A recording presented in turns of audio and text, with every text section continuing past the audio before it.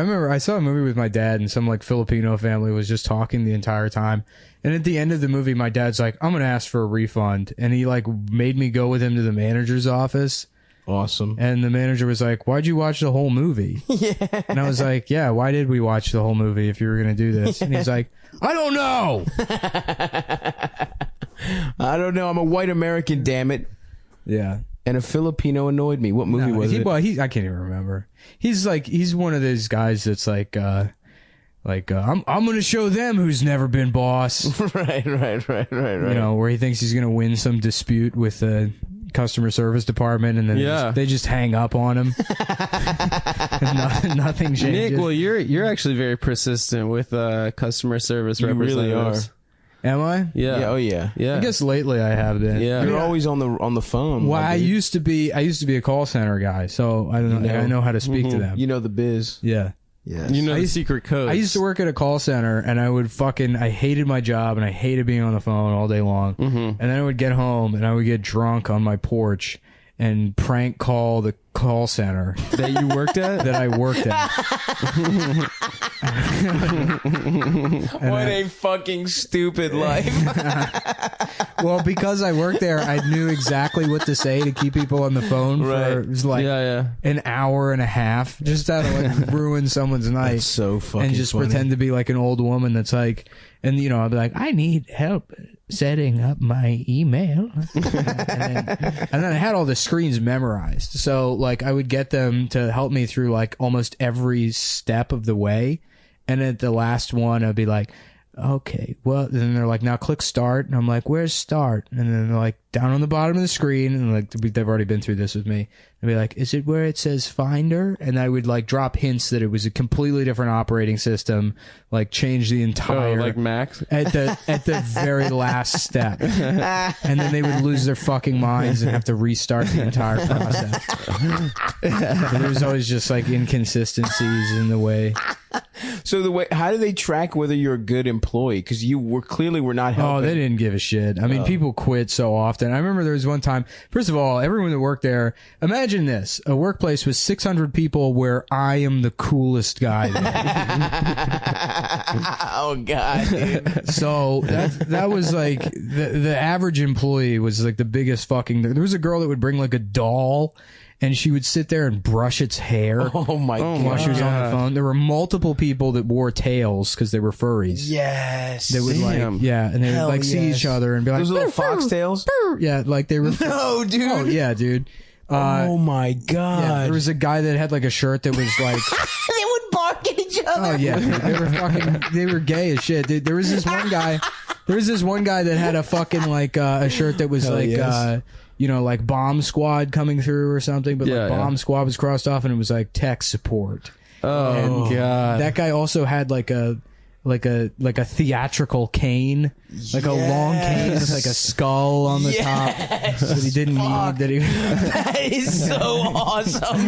Yeah. Oh man. Yeah, no, there were so many of those people. But did they hang out like after work with each other? No, no one did. There was a break room that always just smelled fucking awful. Yeah. Yeah. There was like, I remember there was one hot girl that worked there. Oh, I fucked her. Again, because it was like I had supreme confidence. I just like went up to her and was like, "Hey, yeah, we should like hang out sometime." I was like, "Hey, what's your name?" She like turns around, she's like, "Hi, I'm Cassandra," and she was like just hot, but a complete nerd. Oh no! I was like, "Oh, never mind.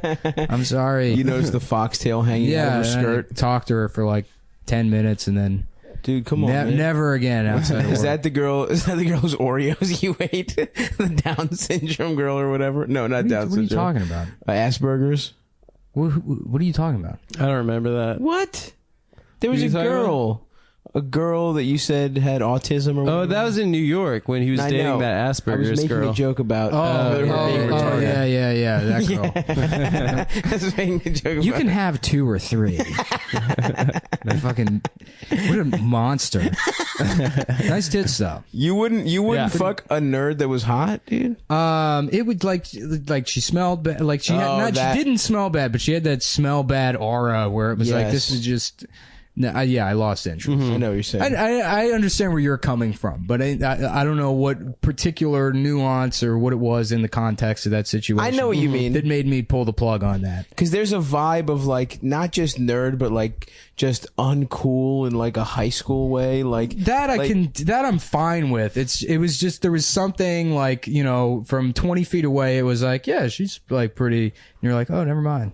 It's like the Ren and Stimpy close-ups. Yeah, It's like sort of like that. Anyhow, there was one time at that call center where there was this guy, like we didn't have assigned seating or anything. We just had these like small cubicles, and there's this guy 2 cubicles across from me, and all the cubicle dividers were like translucent, so you could see through them sort of. You had like some degree of privacy. And this guy would bring his laptop and just watch Legend of Zelda Wind Waker videos. And he was like sitting right next to his boss. And he's on the phone with somebody. He's like, no, sir, click again on that section. Click again. And then he would mute the phone. Be like, you fucking imbecile. You fucking piece of shit. And unmute, like, just keep trying. You'll find it. You'll click on the right thing. Mute. You cunt. You fucking cunt piece of shit. Well, like, you know, like Zelda is like hopping around in the fucking background, and like it's like boss has to come over and like put his hand on his shoulder and be like, Jeremy, calm down. Eventually he lost it and like hung up on the guy. And he's like, all I want is to make my fucking hot chocolate. And the boss had to like go into the break room and make his hot chocolate for him and bring it back to him. And it's like, good God, pull that man off the front line. He's shell shocked. There's too much for him being a fucking man, dude. Maybe Republicans are right. The call center was too much for that guy, dude. What a piece of shit. Well, what's hilarious is like, like 10 years ago, everyone bitched about like, you call a call center now, you get some guy in India. Oh, they do a way better job. I know his name isn't Tony. Yeah. He's lying to me saying his name's Tony. It's like, why do you need to know Vikram's name? Yeah. It doesn't fucking matter at all. He's polite, his name is quick. Tony because of people like you. Yeah. Who fucking complained about his name being Vikram. Yeah. But I do that. I have to call Amazon all the time because like fucking every courier service in New York is like trash. And I know there's a UPS guy that listens to the show. Shuts out. He probably hasn't. UPS guy. He probably hasn't delivered He was shit. at Skankfest. He probably hasn't delivered shit outside of New York where things actually show up fucking 90% of the time. Yeah. I mean, it's like a 50% failure rate when I get shit. And I do everything through Amazon now because it's fucking easier. But half the time it requires like calling Amazon customer support and saying like, yeah, UPS isn't delivering this shit, so get on them. And That's wild, dude. Amazon has like way more leverage than you do as like just a consumer. Right. Because they'll call up UPS and be like, yeah, we're going to have this driver thrown in jail. Deported and hell yeah, dude. Bezos, baby. Yeah, dude. Most of the time I'll get like a Malaysian person that'll help me in the call center, and they're so much more effective. Polite. Oh yeah, when you get like just some fucking bitch from, you know, oh my God, Nashville or wherever the other one is. Yeah, dude. Yeah. You know, excuse me, sir. How good afternoon. How dare you call Amazon? My name is Tanisha. How may I hang up on you today? Yeah, they always say I will not you're be taking notes on this call. My hands are busy right now. I will not remember any of this, and it won't go into the computer. Is there a number I can never call you back on if we get disconnected? Yes. There's an IT guy in my old 911. office. I want you to call 911. Report yourself. Tell them there's an armed woman. They'll know which one. Amazon always delivers my shit, dude. I don't know what it is. Maybe they don't respect you. I don't know. You know what it is? I think the doorbell doesn't work. Yeah, your doorbell doesn't work. It hasn't worked for months. No, I just don't answer the door when you... I know. Well, I know that. You ring the bell. Yeah. Look, It's a disrespect. It's a disrespectful bit that it's you not do. a disrespectful It is thing. completely First of disrespectful, all, making me it's waiting down disrespectful there for you to assume that I'm going to stop what I'm doing to answer the door for you. to do the show that we're here to record. I'm not on your schedule. When I say we start at 1, that doesn't mean you come at 12:58. It also doesn't mean that you come at fucking 1:02.